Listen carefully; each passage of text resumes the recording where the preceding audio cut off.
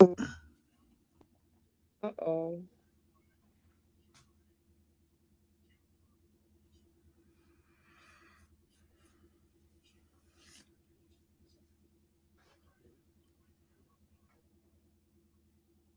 I say.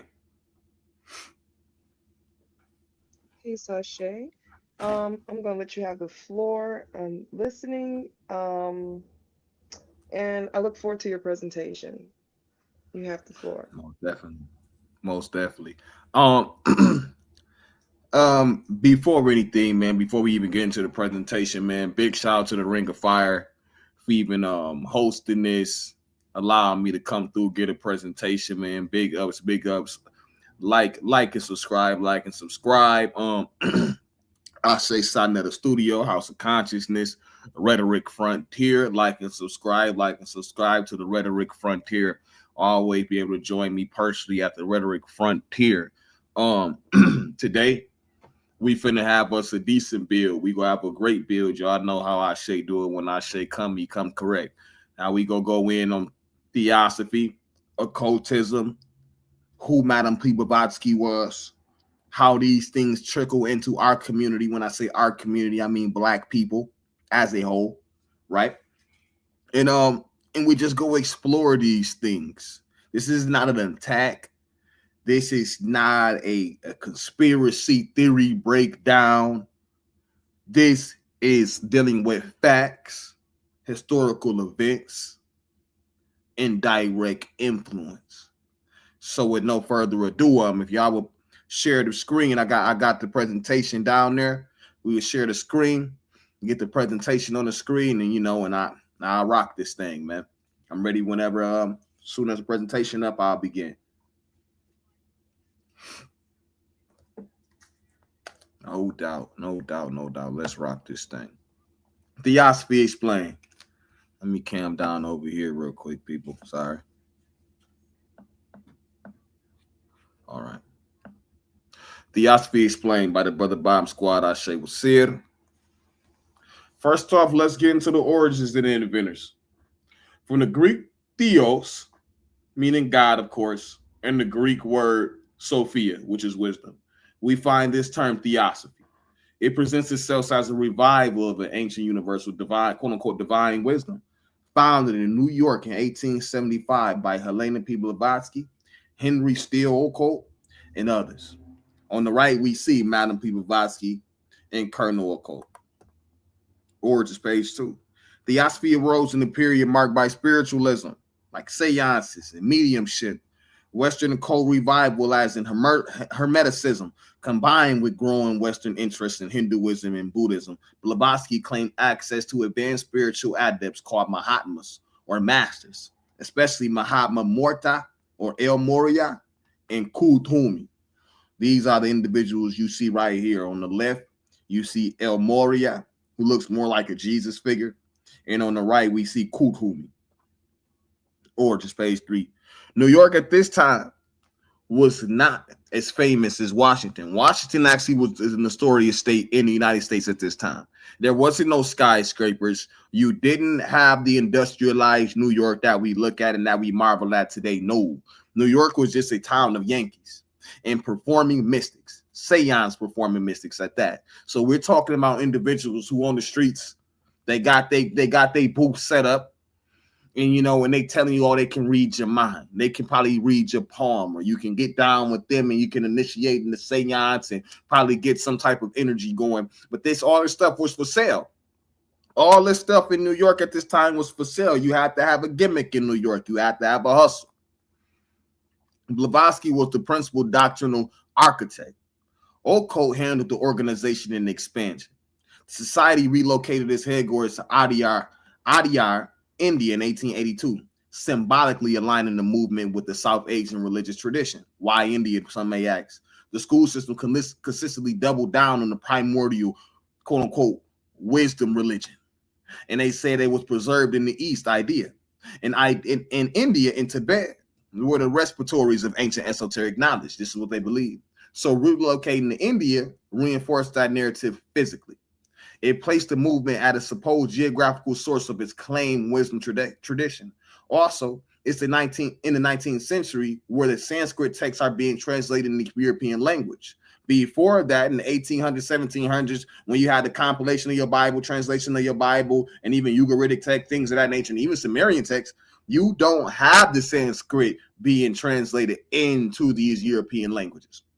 Thus, Western scholars are then being fascinated by the Vedas and the Upanishads. By moving to India, Theosophy gained direct engagement with the Hindu reformers, and they got distance from being seen as merely an American occult sect. Let's go. Who are Kuhumi and Mahatma Maurya? These figures allegedly resided in Tibet or the Himalayas and transmitted occult doctrine via precipitated letters, which they called the Mahatma letters. Though there is no verified proof of the masters, the Mahatma letters compiled in 1923, though supposed written anywhere in 1880, 1884, they speak on a cyclic evolutionary cosmology using Darwinian language, spiritual ascendant attachments, showing a model of from plants to animals to humans and to eventually superhumans. Blending Darwin evolution language combined with the essential form of spirituality is purely a theosophical invention. So when you hear brothers that get to talking, you know, yeah, and in the ancient days, we were these type of beings, and they give you these whole stories, and then they tell you we somehow evolved into a advanced type of race, and there's an advanced race of black people out there. All that's theosophical ideology being regurgitated and reformed. Let's keep going. What are the Muhammad letters?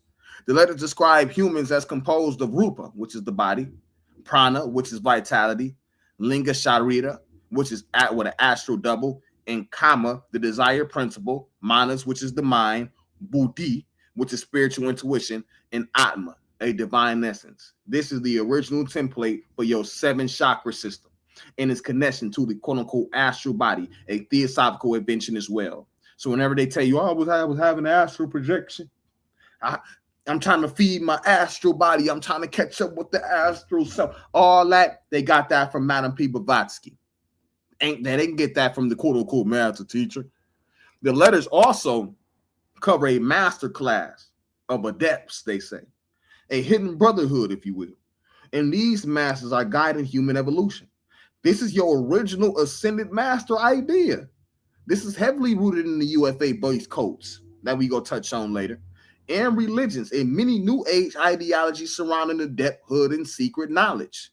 Individuals like a noble Drew Ali, for example, and those surrounding him said they went under the gauze when they were put in a paper Egyptian adepts. Noble Drew Ali, an adept from Egypt, taught by sacred masters. This is what they said. Mahatma letters, final.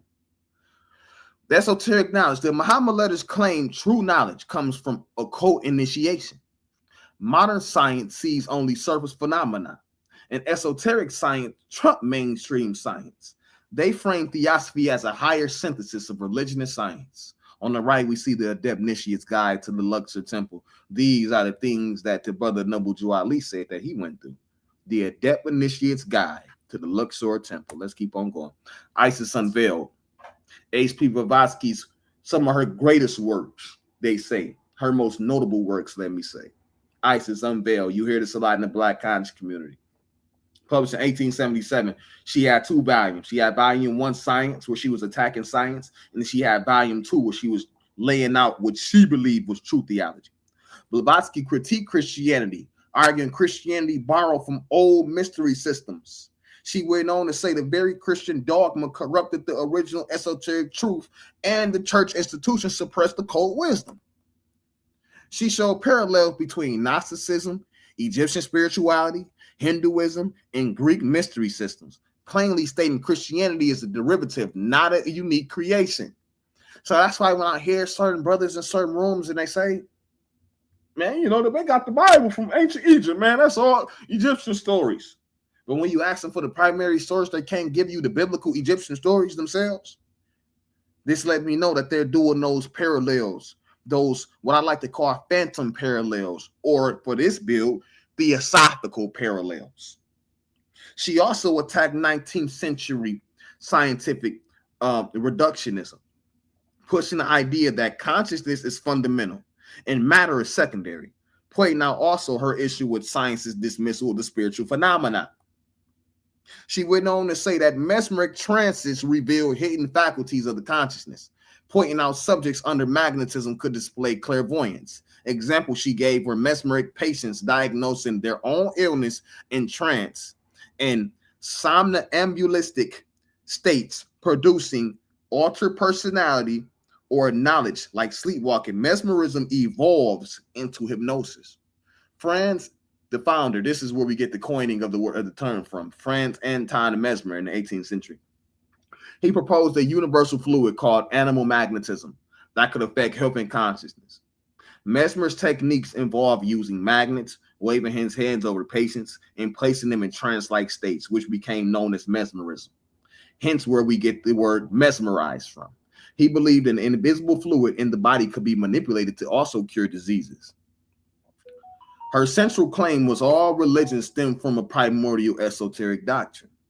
She claimed this doctrine was preserved in secret initiatory schools and only fragmented in the exoteric religions. Only fragmented.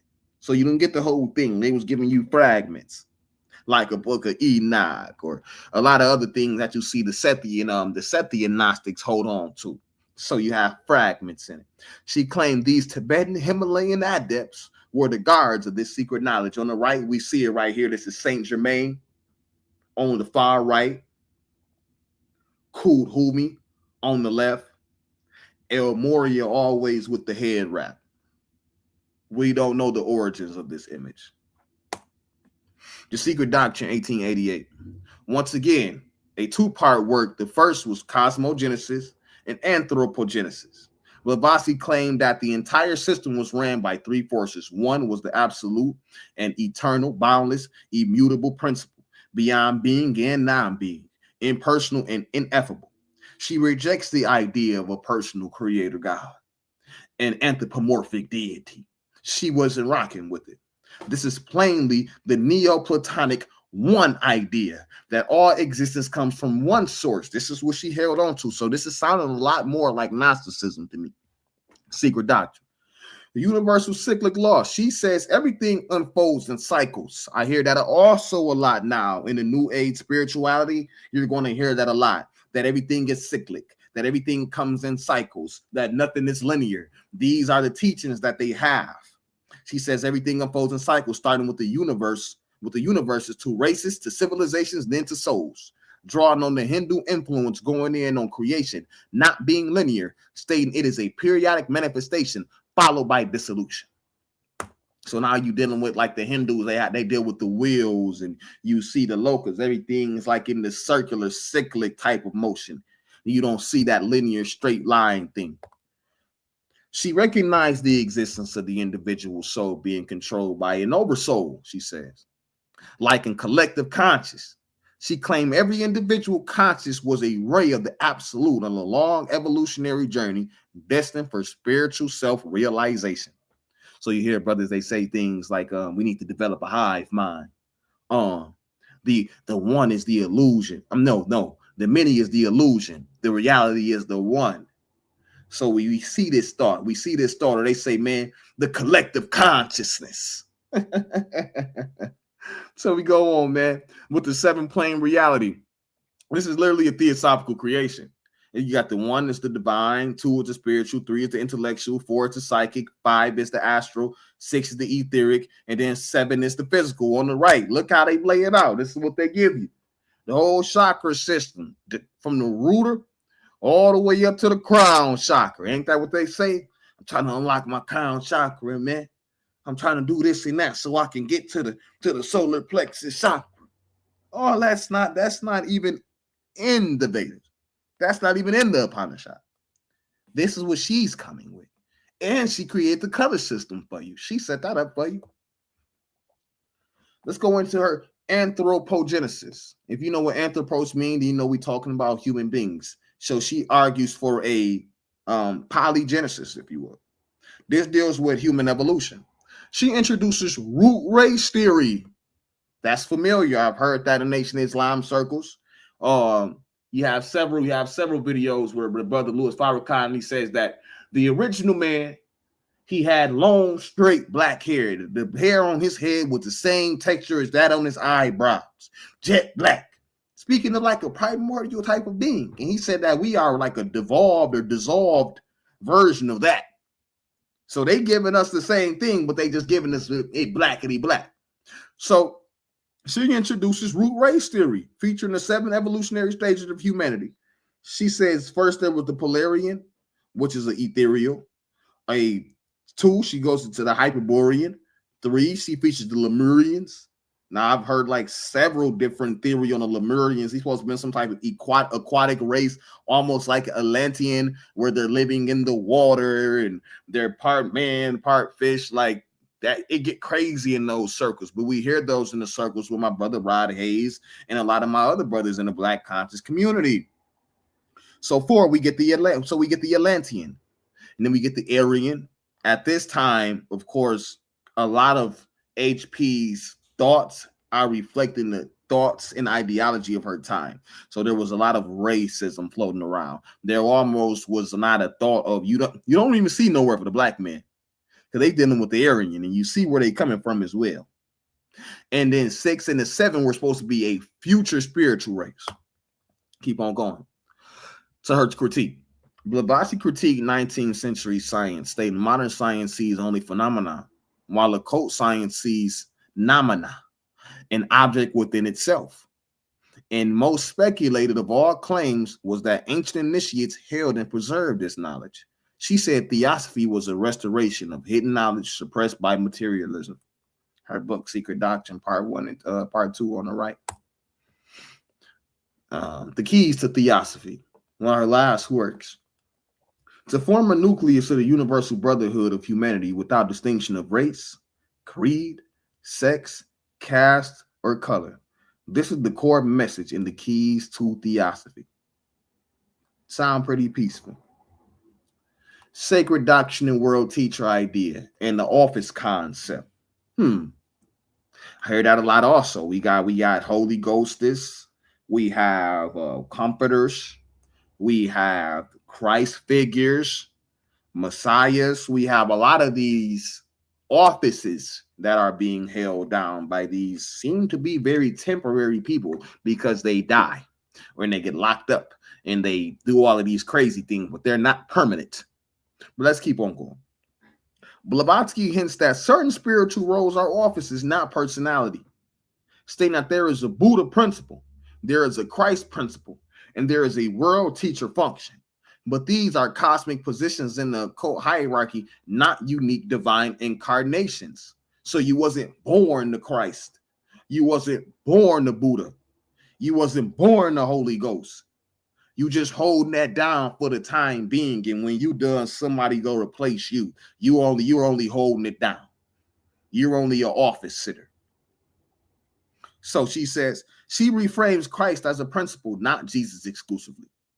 Buddha as an office, not Gautama in avatars. And avatars is periodic manifestations of cosmic intelligence. So she also had the whole, you gonna be able to escape this body. This is temporary. This is where you get a lot of that talking as well. See you on the right. This is where you get your Christ consciousness. I'm trying to achieve Christ consciousness. I'm trying to achieve Christ consciousness. If I align all of my chakras, if I do this, if I unlock my kundalini and I have a kundalini rising, I can achieve Christ consciousness. This is what we hear in our Black conscious community. I'm not lying. So going to some theosophy members and inspired people, starting off with J. Krishnamurti. In 1909, at the Theosophical headquarters in Adyar, India, C.W. Leadbeater, or Charles Webster Leadbeater, a proclaimed aura reader, or a clairvoyant, if you would, who would also lay heavy development into later esoteric hierarchy system, claimed he saw an extraordinary aura around a frail young boy on the beach. That boy was Jiddu Krishnamurti. J. Krishnamurti page 2. Leadbeater declared him to be the future vehicle of the coming world teacher, a messianic figure Theosophists have been expecting since the age of and the creation of Theosophy. At the time, the president of the Theosophical Society was Annie Besant, who you see right there on the right of J. Krishnamurti. the world leader. After Helena Petrovna Blavatsky died, later leaders, especially Annie Besant and C.W. Leadbeater, developed a new doctrine, the World Teacher Project. They believe great spiritual beings like uh, Maitreya or Christ consciousness will soon manifest. This being would use a human vehicle, quote unquote. In 1909, Leadbeater identified a young Krishnamurti in India as that vehicle. To prepare the world, they began to gather followers, prepare humanity for the world teacher, and to position Krishnamurti as the central figure. This was a big thing. Krishnamurti will be educated by theosophists, separated from usual upbringings, and surrounded by not just local but global expectation of being a messianic figure. Like the world was banking on him. They was like, this the dude, this our guy. Over time, Krishnamurti began to question authority, rejecting the idea of spiritual hierarchy, ultimately doubting the organized belief system that raised him. He underwent intense personal, psychological, and mystical experience, often called the quote-unquote process, which shaped his independent thinking. In 1929, in the Netherlands, Krishnamurti dissolved the Order of the Star, which was created solely around him. His famous statement made that day was, the truth is a path. The truth is a pathless land. Ultimately, he stated and denied the need for gurus, the authority of masters, and spiritual ranking systems. This crippled the theosophical ideology because he also denied being the Messiah. And this chosen vehicle he was claiming to be, he said he was not. Right there, this moment right here, bottom right, they were gathered for him to announce that he's the world teacher. Like people were there, news was there, everybody who was important, they were there to hear his announcement. And he got there and he shocked the world when he said that he's not that none of that he believed in. He goes on even to this day. I think he's still alive. And he's like a very inspirational guy. He speaks about just having like independent free thinking, not falling victim to religions and cults and things of that nature. Like he's a big advocate for that. Theosophical ideas explained and the teachers of it secretly. Key theosophical doctrines. Let's look at them. We already kind of went over them, but we go back over them because we finna get into the meat of this build. Key theosophical doctrines. So we get the root race theory with the Atlanteans and the Lemurians, spiritual evolution of humanity. So you go through the age of Pisces and the age of this and the age of Aquarius and the conscious evolving, they say. You got the hidden masters. So you got these guys, these sacred adepts, these advanced beings who guide humanity. You got the ancient global hidden wisdom tradition, subtle bodies and astral planes, karma and reincarnation as a cosmic law, lost advanced civilizations like Atlantis or Lemuria, right? And you have initiation in higher consciousness stages. When these ideas appear together in a structured system, that's typically theosophical lineage. Keep on going. Right here, we got together a occult web from Blavatsky all the way to the 20th century counterculture. We go break down everybody here, probably not everybody here, but all the key figures here. So we started this whole build off of who? HP, sitting at the top. It all started with the woman. Usually it always does. Directly from there, if you follow the blue line over to the right where I got my mouse at, we go see Annie Besant and C.W. Leadbeater. We see these are the successors and the creators of the Order of the Star. Then you get Jiddu Krishnamurti over here with the organized teacher and the mindfulness, all of this. On the other side, who you have who's directly involved with her is S.L. McGregor Mathers and Aleister Crowley, who subscribed to theosophy, who subscribed and listened to the doctrines of Helena P. Blavatsky. They come together. He creates the Ordos Templi Orientis, which we'll speak about. And then you have McGregor's, who is going to set up the Hermetic Order of the Golden Dawn. On the left, we have W.B. Yeats. So we're going to see this is going to get into the art. From that art, like this is poetry and fiction, like weird fiction, if you would. Weird fiction also involves like what's my man name? He in here, Lovecraft. You get what I'm saying? That type of weird fiction.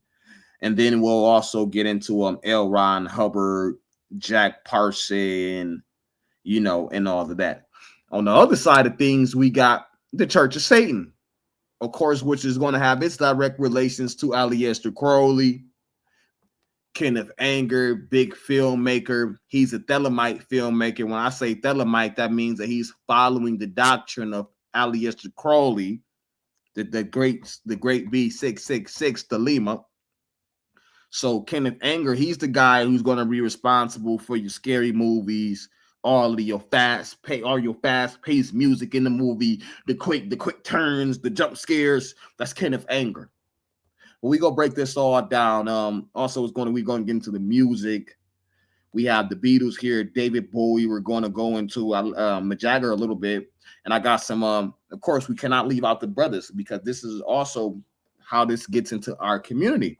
So let's get into it. Bobby Hemmett, Brother Hemmett, focused and spoke on ideas like pineal gland activation, higher dimensions, ancient advanced civilizations, melanin as a spiritual technology, and hidden knowledge is suppressed by elites. This is theosophy. This is theosophy, just rebranded in Afrocentrism. Look at the brother. And you see him right there. He dressed up like a mesmerizer.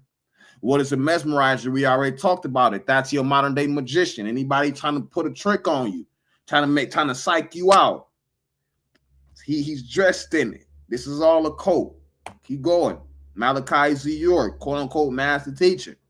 Dr. York created a highly syncretic system, including ancient astronauts, extraterrestrial origins, Egyptology, and UFO theology. York presents the same idea of secret teachers being from planet Risk, similar to Blavatsky's idea of secret Tibetan masters. York goes in on different human being origins, advanced ancient beings, and civilization cycles that align directly with the theosophical root race doctrine. Facts. You see it right here on the right. What race was Jesus? Keep on going. Another one, key figure, Mahatma Gandhi. Mahatma, that term popped up again. Mahatma Gandhi did have early contact with the Theosophical Society while studying law in London. Theosophists introduced him to texts like the Bhagavad Gita, which became central to his thinking.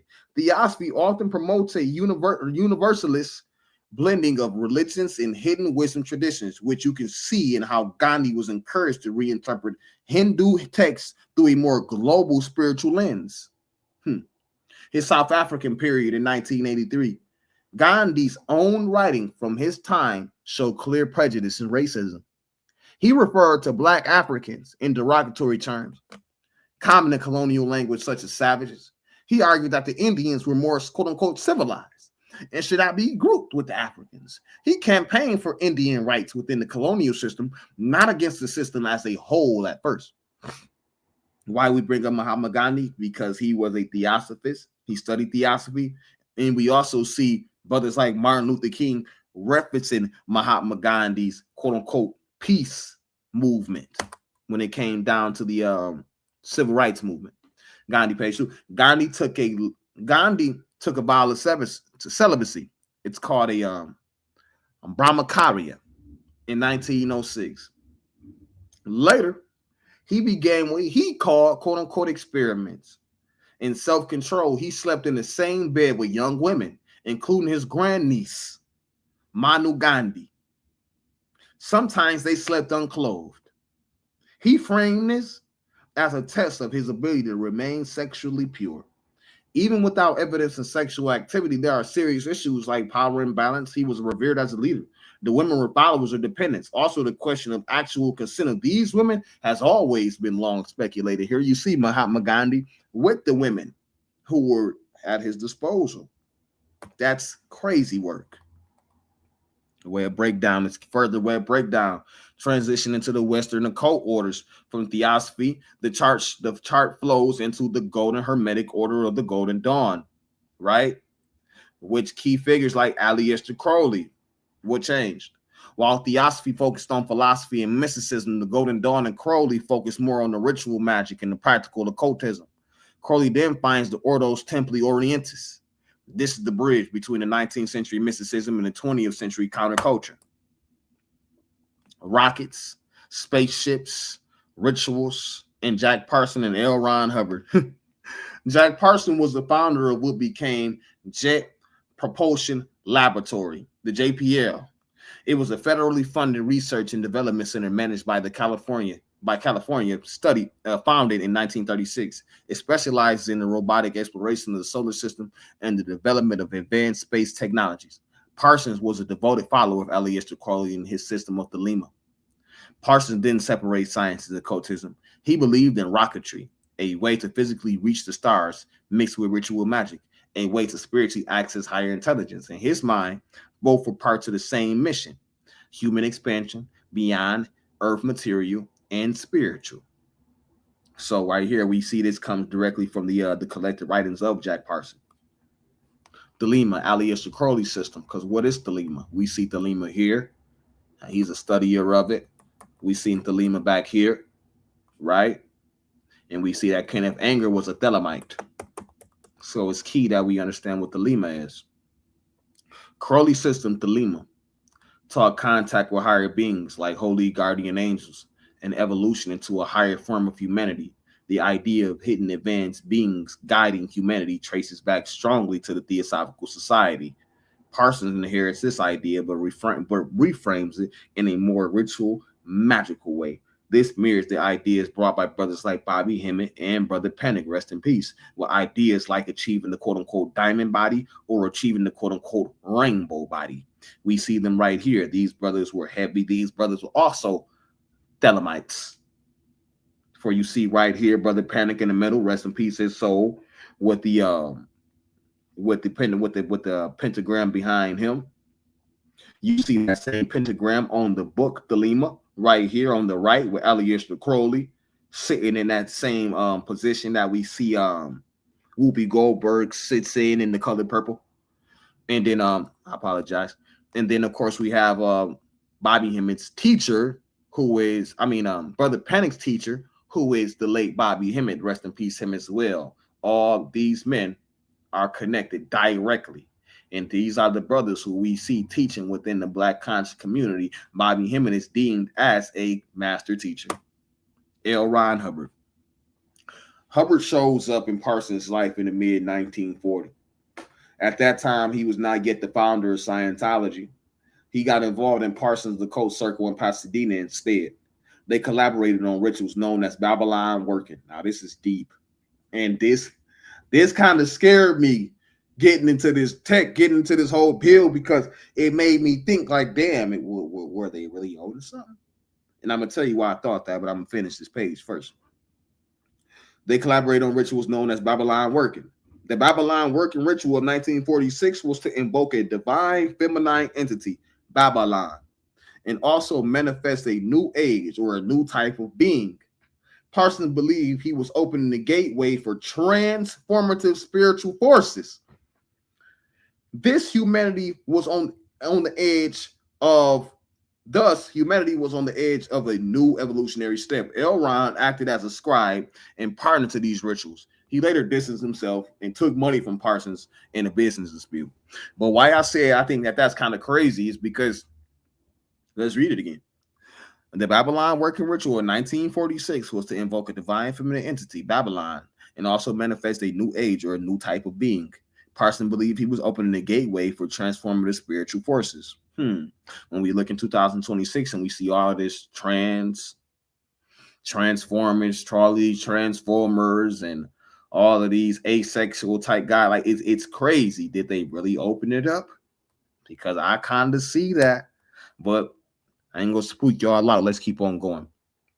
E.T. and spaceship occultism. This is big. After leaving Parson, L. Ron Hubbard developed Scientology, aka the Church of Scientology that we see right there on the right. Founded in 1954, Scientology is still a modern religious movement emphasizing spiritual rehabilitation through specific practices and teachings, but also include a galactic history, the idea that humans are spiritual beings trapped in physical form alongside alien civilizations, like with the Xeno narrative. See, the funny part about this was that you had individuals like Tom Cruise, Will Smith, just some notable guys. You can look it up at home, family. Just the guys who were really who paid to be members of the Church of Scientology. It was a pay-to-play type of system. So if you paid, the more you paid, the higher of rank that you got. But the funny part about it was that, and let's go back to Ron Hubbard. Look at his books, guy. These are his books. The Invaders Plan, Black Genesis, Fortune of Fear, An Alien Affair, The Enemy Within. So once you get to the top of the rankety ranks, you pay all your good big millionaire money, big billionaire money, whoever you are. The big reveal is that the world is being ran by an intergalactic alien ruler named Xeno. And this is the image. And this is the image right here that they give you. It's crazy, right? You would think it's crazy until brothers get to talking like that. Now we got a problem. Now we got a problem when I go down the corner and I grab a final call from the Nation of Islam and they talking about a battle in the sky and I see UFO talk. I got a problem when I'm thinking that I'm going down to get a Jewish teaching or a Hebrew teaching, Israelite teaching from Yahweh being Yahweh, and he get to telling me that he can make UFOs and spaceships appear and that he has connections with black extraterrestrials. I got an issue.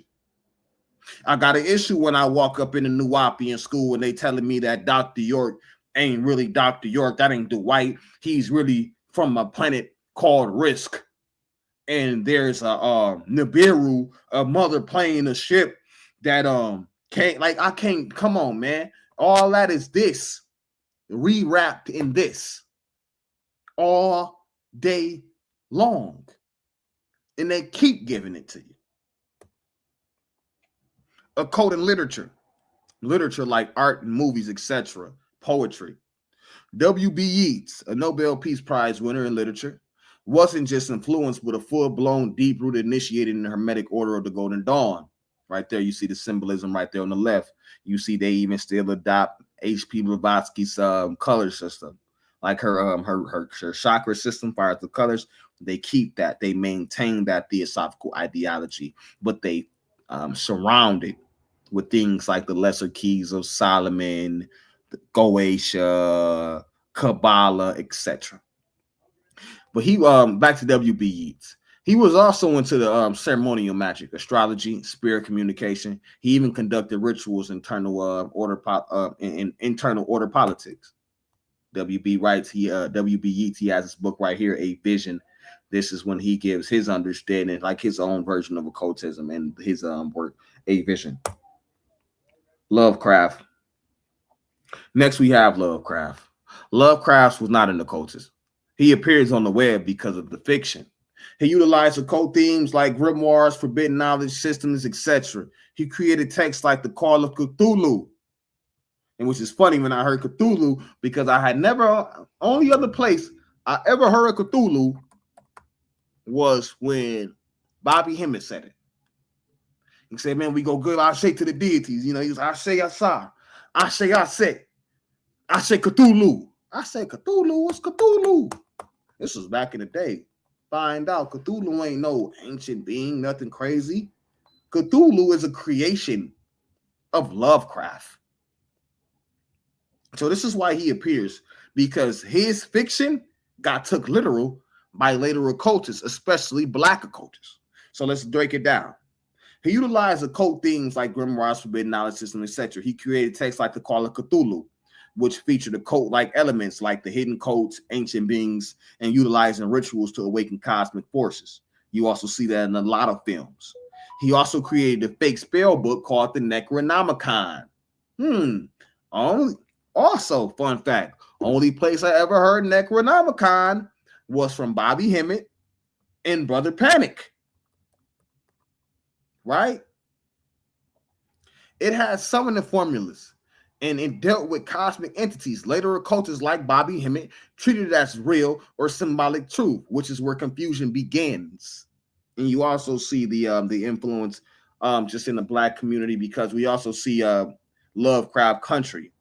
Lovecraft Country was not written by W.B. Yeats. It was written by a brother, not Jonathan Majors. It was the producer was a brother, but he was inspired and he read and he pulls on things like Cthulhu. You see Cthulhu's tentacles on wrapped around Jonathan Major in the background. He pulls on those ideas that W.B. Yeats created. Occult enters the music. The Beatles. By the 1960s, the Beatles were exploring psychedelics. Give me 1 second, family. Give me 1 second. Give me 1 second.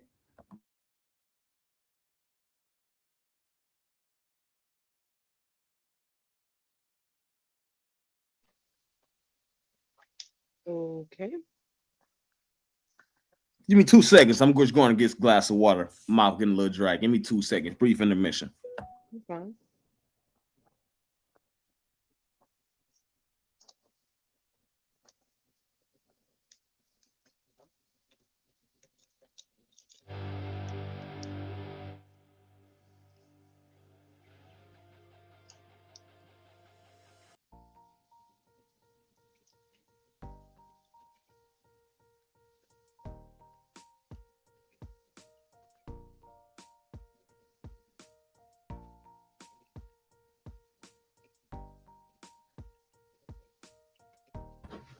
All right, I'm back at you, family. I'm back at you, family. I'm back at you. I apologize.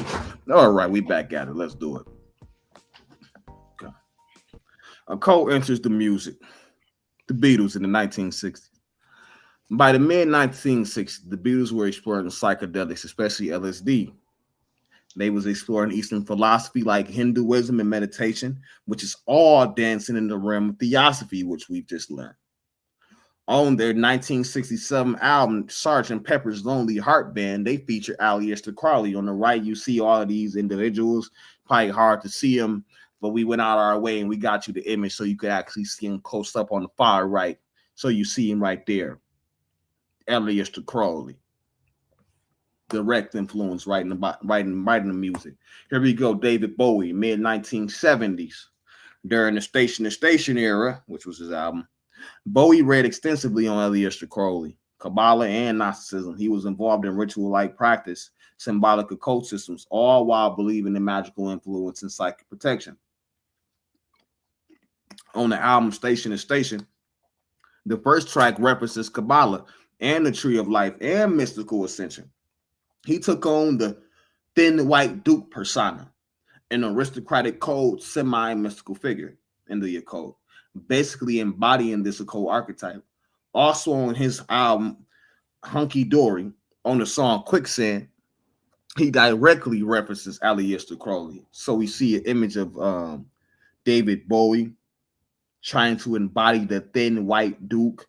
For those people at home, look up the thin white duke in occultism, what that symbolism is behind it, and you'll see right here his direct influence from Aleister Crowley as well.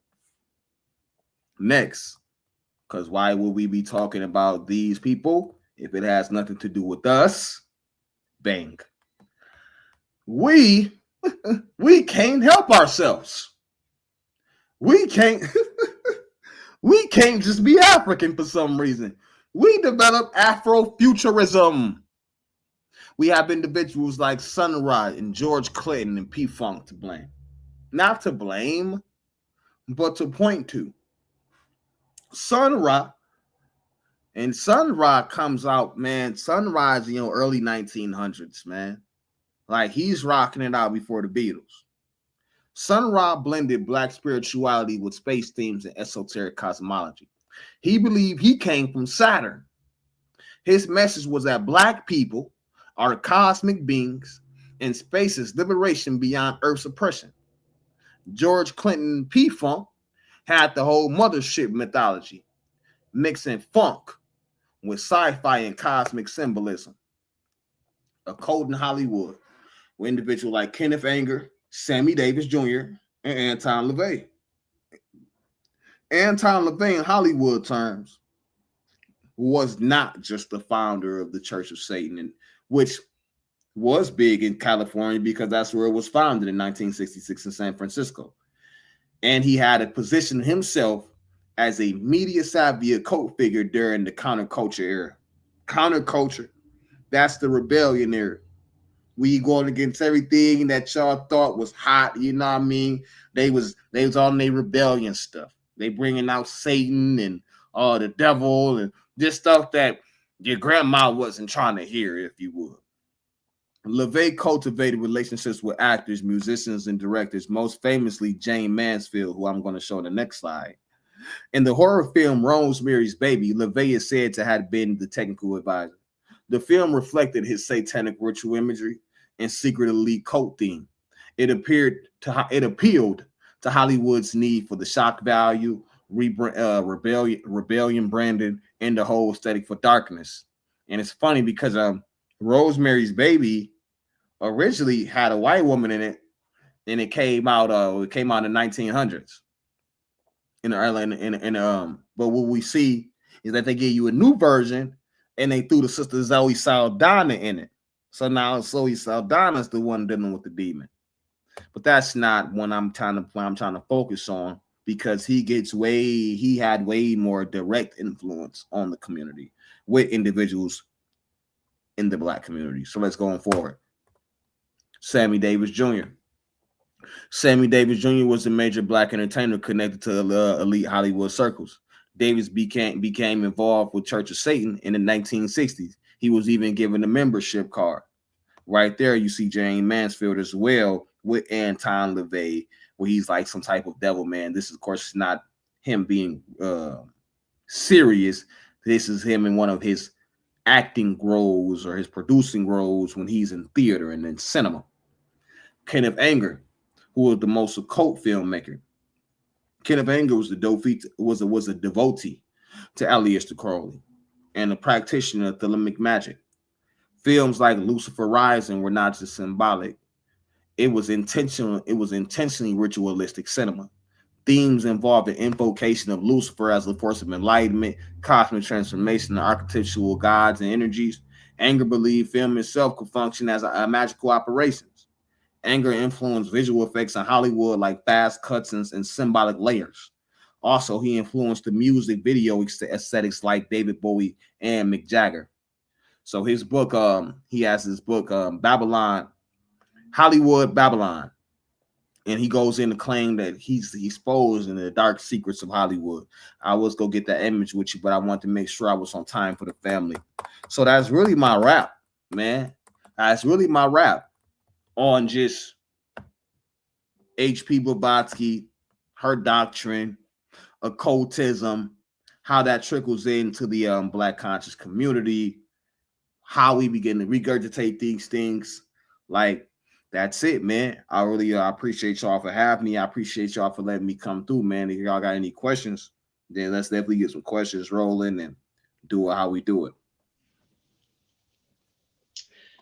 Yeah, it's about Blavatsky because I was taking notes on her to try and prepare some questions for your presentation, but I kind of got stuck right around her Great White Brotherhood.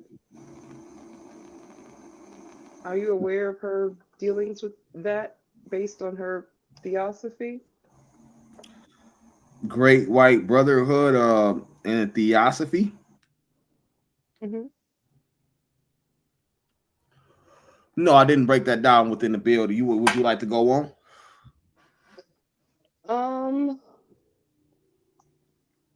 well, that's where I said I stopped at because I was unaware that she had anything to do with that until I was taking notes for this. Outside of that, she's been linked to the the race question that pops up in another book based on this this type of ology, I suppose. But the coming race was about Blavatsky's ideas about root and sub races. Yes, absolutely. Absolutely. Where we're talking about, so we'll go back here. And this is when she throws into the polar race, Hyperborean race, Lemurian race, Atlantean race, Aryan race, and of course he has these future races that are not yet named. But yeah, she deals off into that ideology that we didn't always have these forms where we once had ethereal bodies, gas bodies, and then basically like came into solid form. She gives that ideology. And it's funny because I also heard that same ideology when I was going through the book, Dr. York's book called I can't think of the book called right now, but it's like his biggest, the Holy Tablets by Dr. York. He gives that same ideology. So it was also amazing to see that majority of what Dr. York and a lot of those brothers at that time were kicking on the obscure esoteric knowledge was purely just theosophical.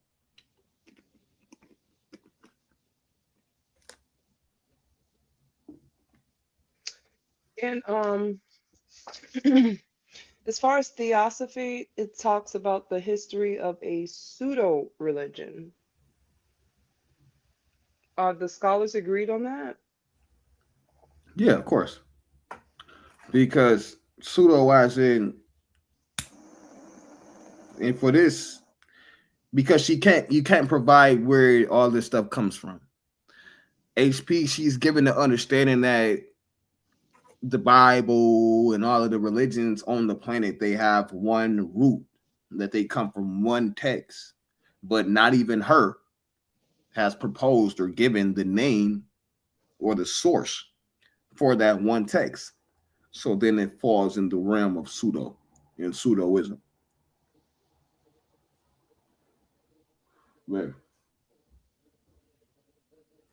Also, theosophy quickly mushroomed into a worldwide occult phenomena, and it also entered into the political arena. Who would you say opened the gateway for that to enter into American politics? I've never heard of theosophy in American politics. Oh,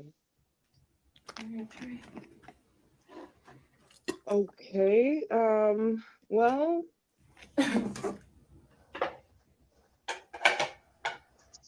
they definitely practice it in Hollywood and in these offices that they declared abandoned by melanated people. Okay. Never heard of that. I never heard of that. I never heard of theosophy in politics. How would that fit into politics? Well, it's been suggested that the Freemasons ushered it into the political arena.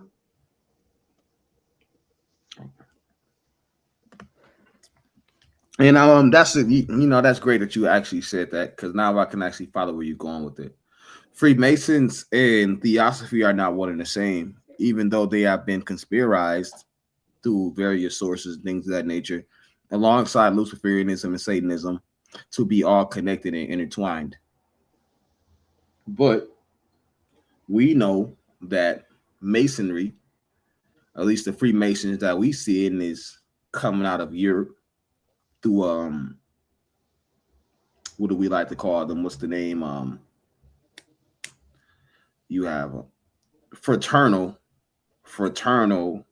European orders and brotherhoods. So I don't think that HP could have been a Mason because the Masons are not women. True, she wasn't a Mason, but it states that she was friends with the Carbonaro. I'm probably saying that wrong, but a probable Freemason, Giuseppe Mazzini, leader of the revolutionary organization of Young Italy. And um, Mazzini had proclaimed the existence of the Roman Republic in 1849, defended it against the French, and the French general at that time was a Freemason. Mhm. But where does this tie into theosophy? Blavatsky. But you know, but theosophy is a teaching. It's an understanding. It's a doctrine. So when I'm asking, how does it tie into theosophy? Like, what are the theosophical ideology and the theosophical ideals that we could pinpoint within these things?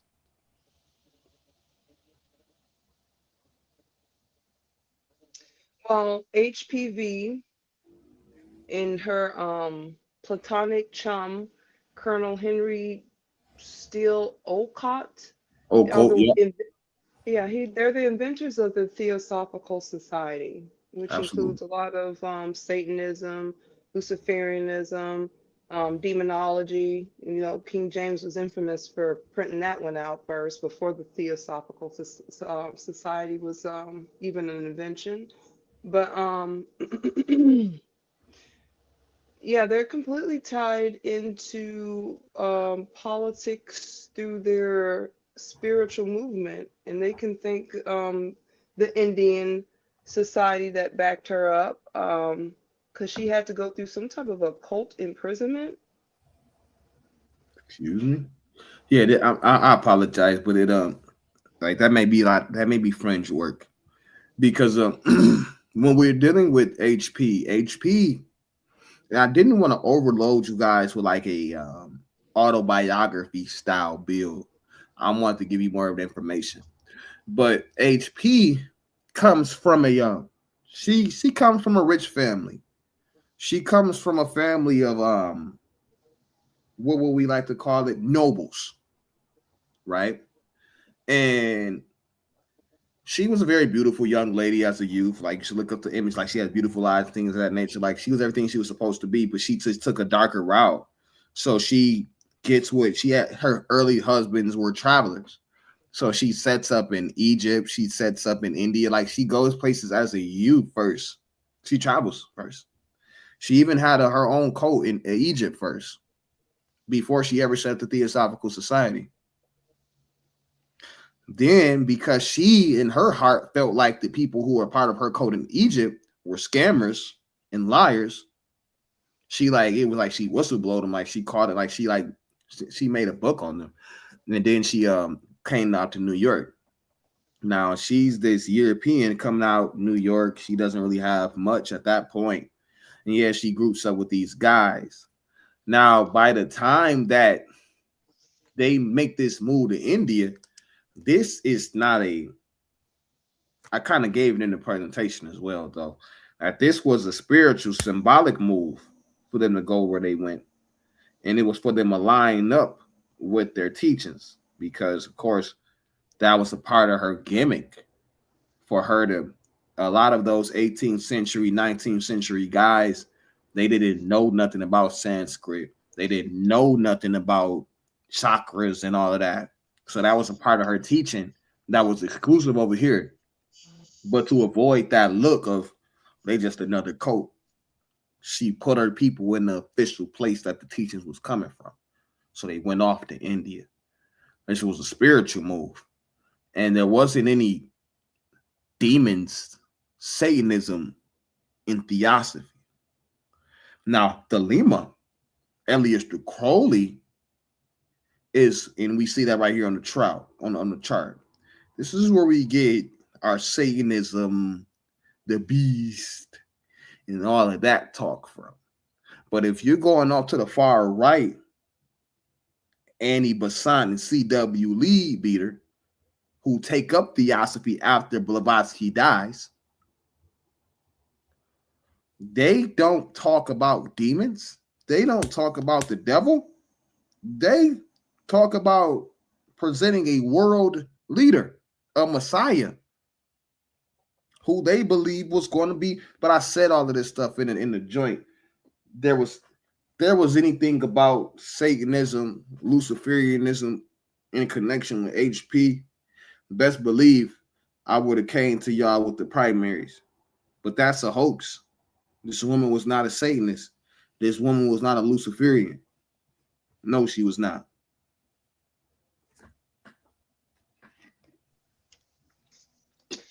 Okay. Well, it states among other activities, HPV worked as a circus bareback rider, assistant to the medium Daniel Douglas Home, directed the Siberian Royal Choir, owned an artificial flower factory, was a journalist, a short story writer, a piano teacher, and conducted seances in Cairo. Yep, that's the Egypt part I was talking about as well. Yep. Um,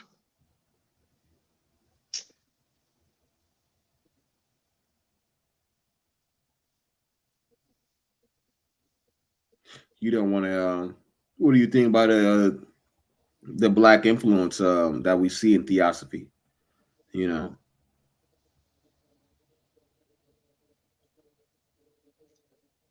the black influence. well, not I black think, influence, but the theosophical influence on the black community. well, that's because a lot of the blacks in that particular community are gods. Theo means God, right? Yes, it's the Greek term for And God. Negus means leader. Negus, Yeah. uh, that I believe is the Negus was like a ruler. Oh, ruler. Well, close enough. Um, it's just that the so-called black community has completely forgotten their roots. And theosophy is, according to certain anti-theosophists, they claimed it to be the science of the ego,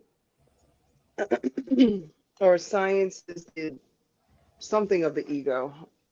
I can't remember exactly word for word, but in short, that's a lot. That has a lot to do with this. I can't hardly say it. Theosoph, whatever that word is. Theosophy and theosophical. Theosophy. I'm not going to be able to remember that, but I just remember Theo has a lot to do with God. And Mm. you got theologians, you got historians, you have scholars, you have doctors and universities and all kinds of sources that or resources that can explain how this actually entered into religious thought, political thought, um, family thought. It's crept into every crevice of your day-to-day life, to the point where even you said it yourself. Why does your heaven threaten my freedom? Mm. Right. Yes, And that's deep. something very profound, because who told who told you that one day you're going to grow up and tell other men what to do in their house? Who teaches Mm. that? Right. Yeah, that's crazy. Yeah, that's deep. That's deep. But that's what we see, and that's how they perpetuate it. Man, yeah. So, let me see what we got here. Damn it. You familiar with these individuals like the Bobby Hemmets and the Brother Panics individuals? I dropped down in the in the build itself? Um, I'm not really familiar with them in that sense. One of them kind of look like they practice. I mean, that looks like he practices voodoo.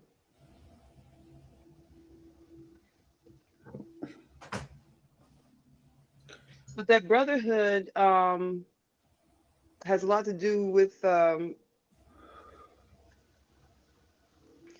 both the white man and the black man. Why is But that? Bobby Hemmett, have you ever seen Rosewood? No, Oh, I've not seen Rosewood. I ain't seen Rosewood.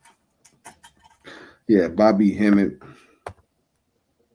Pretty sure we're familiar with Malachi York, though. Yeah, Brother Z York.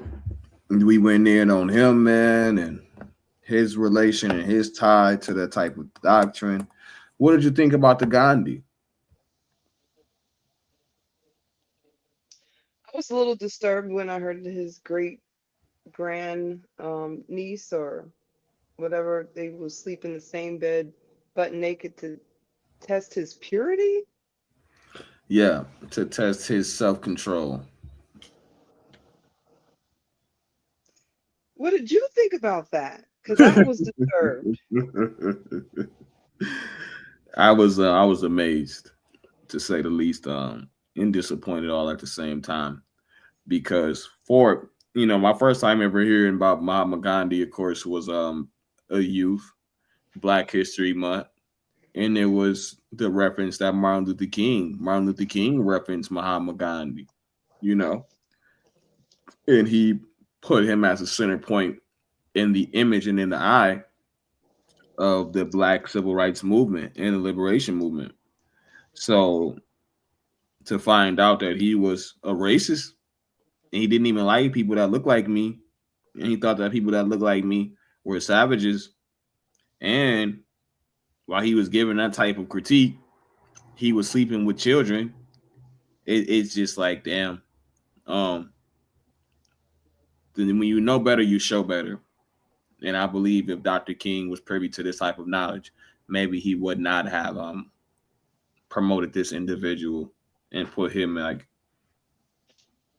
primary to his talking points that he was putting forward for us.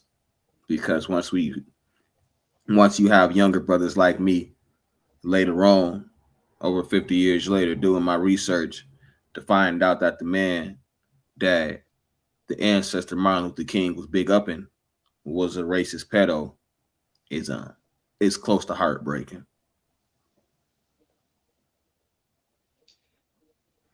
Don't you so would you agree that there is a some type of sick trend in these occults that target that type of situation between an adult and a child? Absolutely. Absolutely. Absolutely. Even when you have the quote unquote little my, dig how he finds Krishnamurti. What it say here?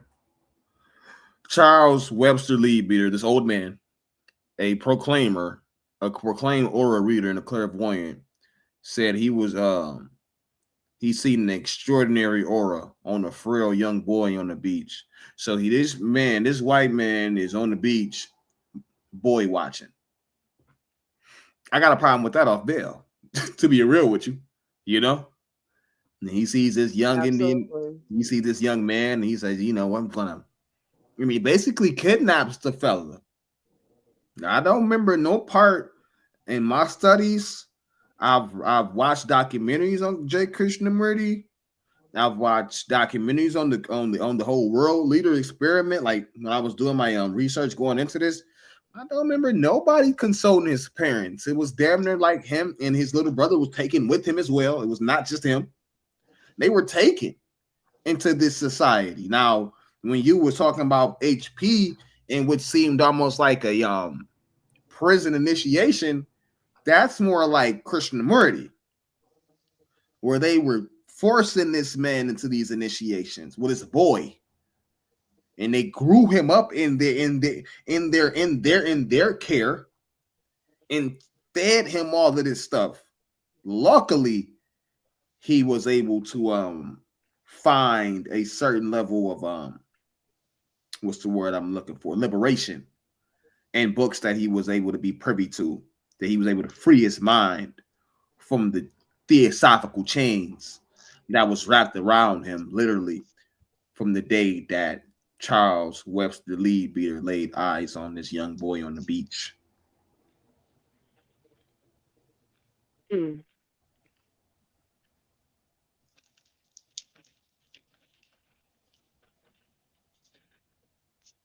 So, how do you feel about nobility having their favorites? Because that was a thing. Nobility. I, Yeah. I won't speak on. I won't speak to it because the reason I won't speak to things like favorites is because it's subjective. You know, it's extremely subjective. So I don't want to hang my hat on that. Um, and respectfully to you, to the questionnaires and question that's going on. Let's. I want to keep it theosophical and within the framework of the actual build itself. Okay. Cause I presented a lot of stuff to the family. We can keep going. Man, what you think about this one? L. Ron Hubbard and Jack Parson, the whole rocket, spaceship, all of that talk, and how that trickles into the society, the community, and these you get all you, and this is the product of that. Well, I stay in the space and rocket city, and nothing about what they got going on in the sky impresses me at all. Now, as far as Project Bluebeam, that's kind of interesting because they're using nature and their science, and they're tricking a whole lot of people into believing that there's certain faces in the sky and all this other stuff. As far as me personally, it's because I'm not supposed to be dismayed or in no type of awe or derision over what's going on in the sky, because it's not about me.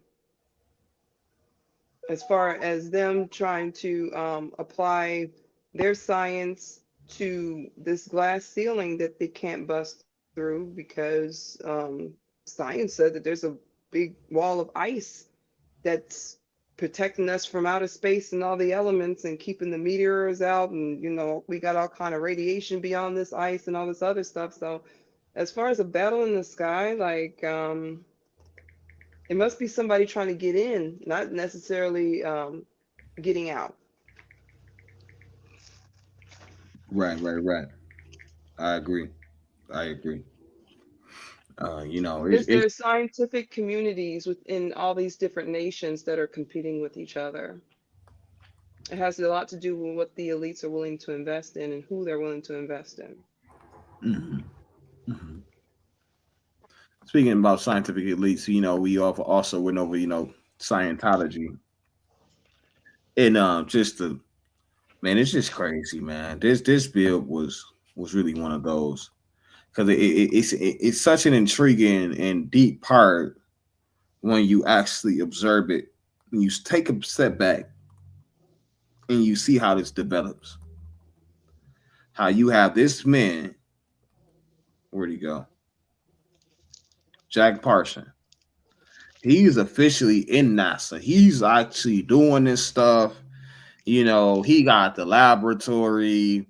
He's getting funded, but he's a full blown occultist. Like he not just going out to space looking around like, oh man, that's beating and stuff.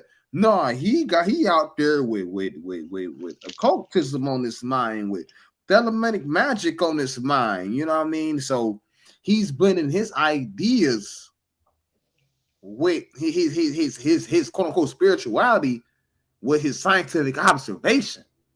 This is deep because once he get with Elron, it just got it like put him on steroids. Because Elron, he's the author. He gonna write the stuff down. He gonna make it bigger. He's gonna bring this. He acted as a scribe. You see what it says? Elron acted as a scribe and a partner to these rituals. So you say it, anything that you conjure up, you manifest it.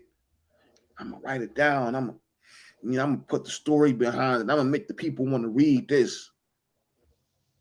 That's the beginning of it. That's the beginning. It's little stuff. These books turn into movies. People that look like you, people that look like me, get hired to play the role in a ritualistic movie that came from a ritualistic book. So now you up there, I'm up there, brother up there, Damses Eve or somebody, melanated, doing the role for the bag.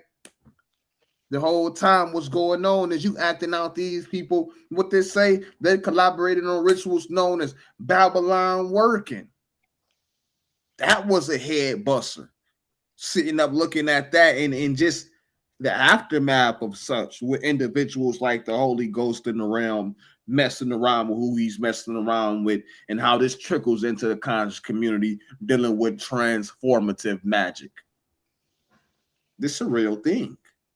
This is a real thing, man. Like, damn, man. Damn.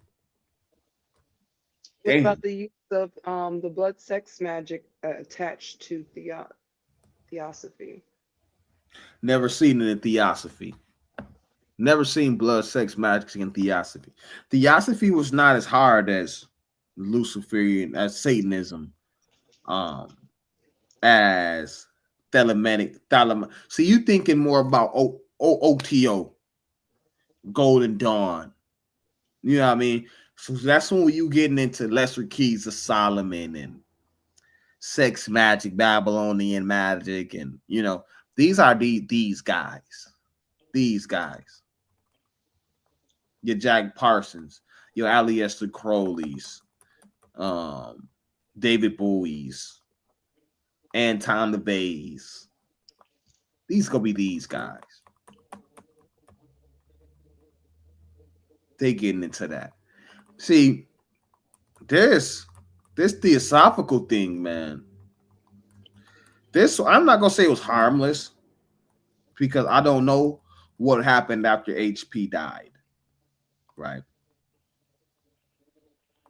But I know that, and I won't say it was harmless because just as you even alluded to with the Project Blue Rod, we got things like this going on, which is mesmerism, and mesmerism evolves into hypnosis. So I definitely should have put in Siegfried and Roy in here as well, because they are the product of mesmerism.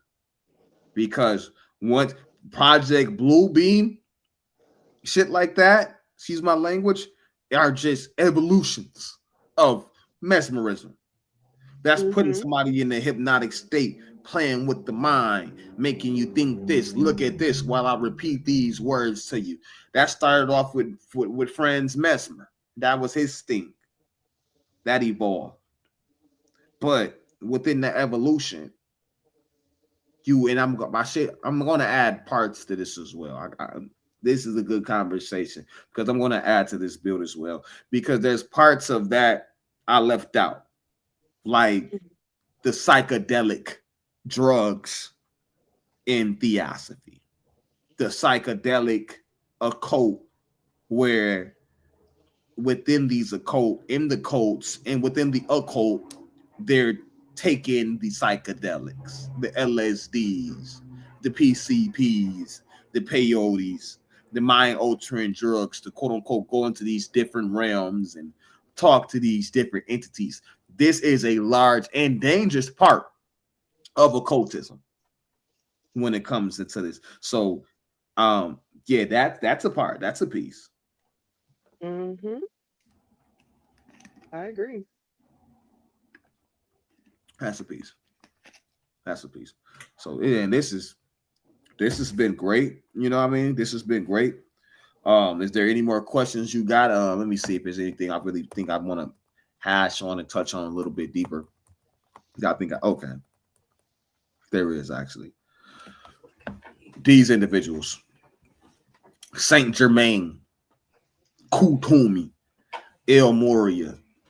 These became Saint Germain, especially Saint Germain, especially because he gets mentioned in so much of cold rooms it don't make no sense.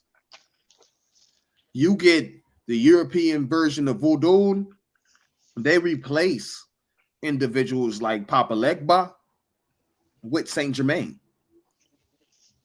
Like he's on let me see if I have a slide with them all. Okay, there they go.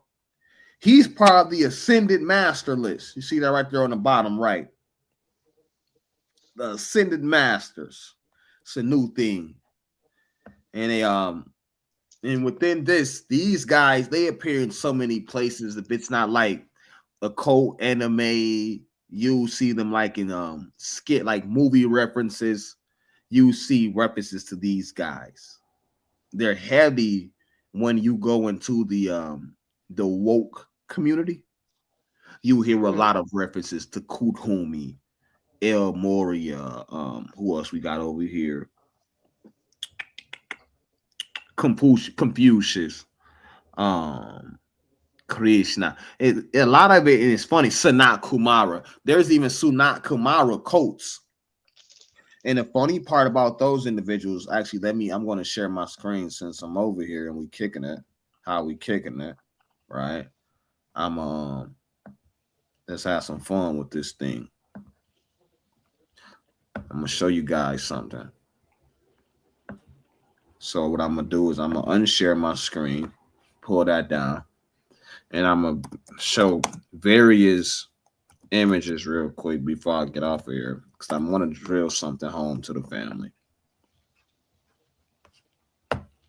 And it's surrounding the influence that we constantly keep getting beat over the head with. Example A.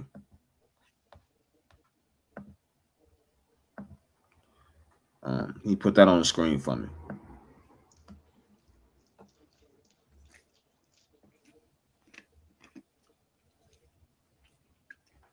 Sanat Kumara. Sanat Kumara. He's revered in and he's revered spiritual figure in theosophy and esoteric traditions, often identified as the Lord of the world or of the Ancient of Days. You'll see that he has that Jesus like style to it, right? Let's go to another one. El Moria. It's gonna get deep. That's the one we seen in the build.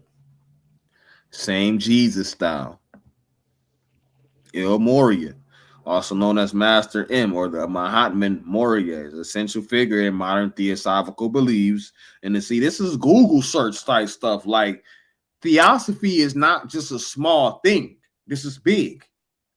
Yeah, I mean, theosophical beliefs and ascended master teachings, regarded as the Kohan, the first ray of will, power, and protection. That's El Moria. Watch him.